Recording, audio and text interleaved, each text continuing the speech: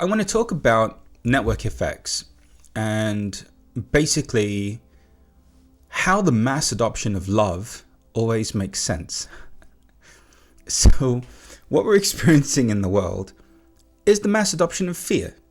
Everyone's losing their minds because everyone's in survival, because nobody's thinking clearly, because we're constantly being hypnotized and brainwashed by the mainstream media to remain off balance. Your little reptilian brain is working overtime. Your amygdala is just like, can't get enough power to the engines, Captain. So at some point we have to realize that the more we're able to facilitate the mass adoption of love, the faster we're going to get to a world that begins to make some semblance of sense. Perpetuating an insanity and calling it normal makes you insane. So, being afraid, living in fear, isn't natural to us. We're not designed to live in fear for extended periods of time. We're not meant to be holding on to intense emotion for extended windows of human experience. We're meant to have the experience that we're having in the moment, be able to process it and move on.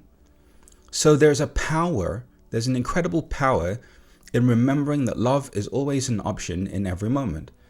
And I know it sounds woo-woo and corny and what is all this love thing, but when you actually think about it on a biological level and you think about it on a life and living level, it's a lifestyle choice.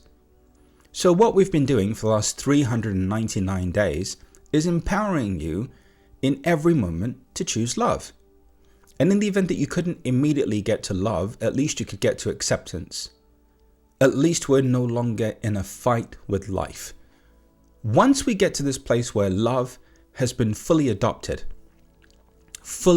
meaning fully embodied by every single person, the outcomes, the solutions, and the thought processes that we begin to generate are going to support us all in living in this fullness of who we are as a species. As long as we remain in fear, we're unable to actualize our full potential. And so, as you move forward, and as you navigate your way through your day, you have to begin to realize that just being right isn't worth it. Being right isn't worth it. Being right isn't worth it. It's not worth it because it's costing you love. It's costing you what you really want. And the main thing that we have to contend with is the fear that we have around being loved. Sounds weird to say that, yeah? But the main thing that we have to contend with is the fear that we have around being loved. And the reason why we have to contend with that is because we have made love an external experience dependent upon another, and it just isn't. So when we look at network effects and mass adoption, we're like in the early adopter phase of choosing love as a lifestyle. Yeah, we're in this. If it was an adoption curve and we were like a tech company and we were measuring the network effects of our presence on the planet, we'd still be in the early adoption phase. Our species is still in the early adopter phase of love and peace as a way of being. I know it's shocking, but it's true. And what does that mean for you on an individual level? Well, what it means for you on an individual level is that, first of all, you can begin to relax. You can begin to calm down.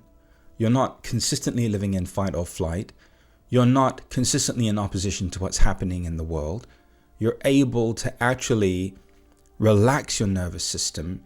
You're able to decompress. You're able to get off of the hamster wheel and begin to assess independently what feels right for you. That last part is the most important part of all.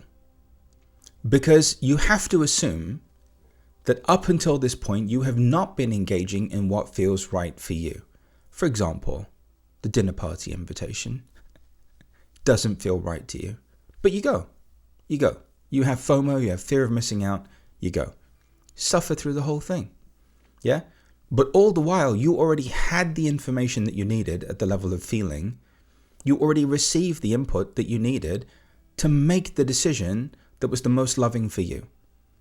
And sometimes the most loving decision for you isn't the decision that conforms to what everybody else wants to do in their lives.